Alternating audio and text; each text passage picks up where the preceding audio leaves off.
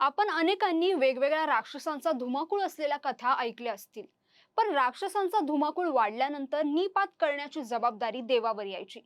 पण कलियुगात राजकीय देवापर्यंत इथल्या राक्षसाचा धुमाकूळ नजरेस पडतच नाहीये की काय, असा प्रश्न आता तुम्हा आम्हाला पडण्यासारखी परिस्थिती बीडमध्ये पाहायला मिळतेय. इथला राक्षस तुरुंगाच्या गजाआड आहे, पण आता त्याच्या नावाने काळी कृत्य अजूनही सुरूच आहेत. आतापर्यंत तुम्हाला लक्षात आलं असेल की मी बीड मधल्या कुठल्या राक्षसाबद्दल बोलतीये. सरपंच संतोष देशमुख हत्या प्रकरणात मुख्य आरोपी असलेल्या वाल्मिक कराड याच्या गावगुंडांची रंजे गावात दहशत आहे. याआधी संतोष देशमुख हत्या प्रकरणामुळे संपूर्ण महाराष्ट्र हादरला होता.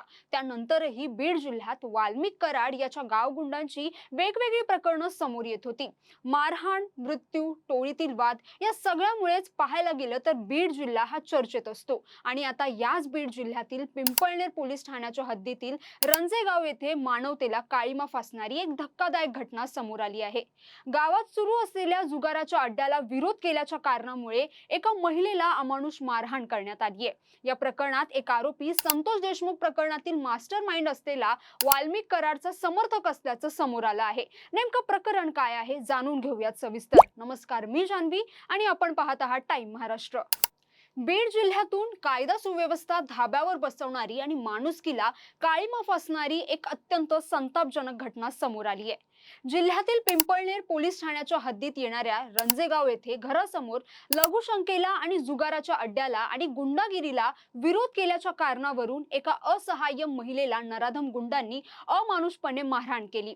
शरीरावर जखमा दिसू नयेत म्हणून या गुंडांनी महिलेच्या गुप्तांगावर बेल्टने मारहाण केल्याचा धक्कादायक आरोप पीडित महिलेने केला आहे.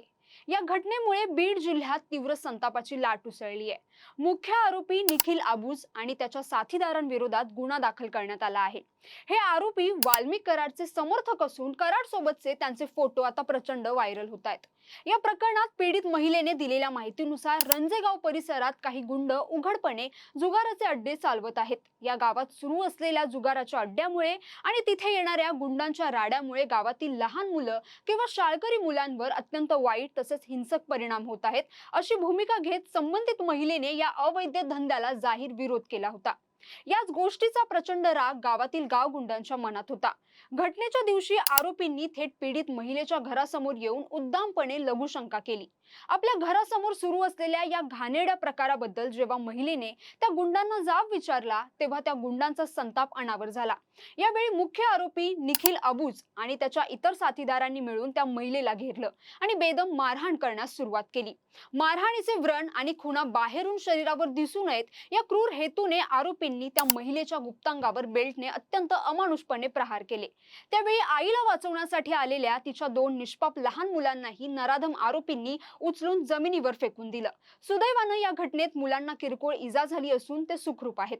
या सर्व प्रकरणी पीडित महिलेच्या तक्रारीवरून बीडच्या पिंपळनेर पोलीस ठाण्यात आरोपी निखिल अबूज आणि त्याच्या साथीदारांविरोधात विविध गंभीर कलमांखाली गुन्हा दाखल करण्यात आला आहे.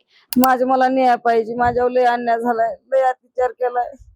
माझ्यावर लय म्हणजे लय अत्याचार केलाय, सांगायसारखं नाही. मला स्वतः नाही पण टामीने मला लय म्हणजे लय बेजरप मारलंय, बेल्टाने बी लय मारलंय मला. मला सहन होईना. मला असं वाटतं की आत्महत्या करावं. मला कोणी सगळं मदत केली नाही. मला 25 जण माणसं होते, त्यांच्या वाड्यातले एकाने पण मला सोडलं नाही, नुसते बघत होते. एकाने पण मदतीला धावले नाही. माझे पोरं माझ्या अंगावर पडत ढकलून दिले. माझ्या पोराला पण बेल्टाने मारलं, माझ्या दिदीला पण उचलून फेकलं. धक्कादायक बाब म्हणजे मुख्य आरोपी निखिल आबूज गुंड वाल्मिक कराडचा कट्टर समर्थक असल्याचं बोललं जातंय. गुन्हा दाखल झाल्यानंतर आरोपीचे वाल्मिक कराड सोबतचे अनेक फोटो सोशल मीडियावर आता तुफान व्हायरल होत आहेत. यामुळेच राजकीय दबावापोटी पोलीस आरोपींना पाठीशी घालत असल्याचा संशय नागरिकांमधून व्यक्त होत आहे.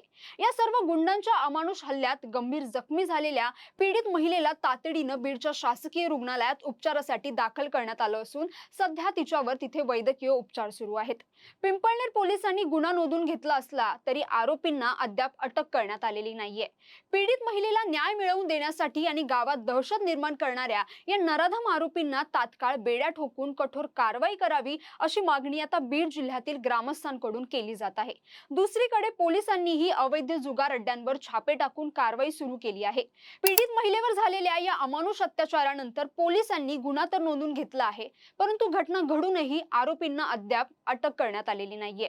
त्यामुळे पोलिसांच्या संथ कारभारावर आणि आरोपींच्या राजकीय दबावावर आता सर्वसामान्य जनतेतून तीव्र प्रश्न उपस्थित केले जात आहेत। याआधीही वाल्मिक कराड संदर्भात अनेक आरोप करण्यात आले होते। वाल्मिक कराडच्या टोळीकडून दहशत निर्माण केली जात आहे असे विविध आरोप याआधीही ग्रामस्थांकडून होत होते।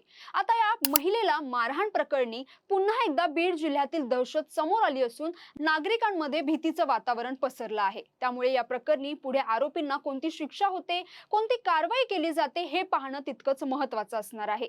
तर तुम्हाला या सगळ्या घटनेबद्दल काय वाटतं? तुमचं मत आम्हाला नक्की कमेंट करून कळवा आणि अशाच व्हिडिओसाठी टाइम महाराष्ट्राला फॉलो आणि चॅनलला सबस्क्राइब करायला विसरू नका। धन्यवाद।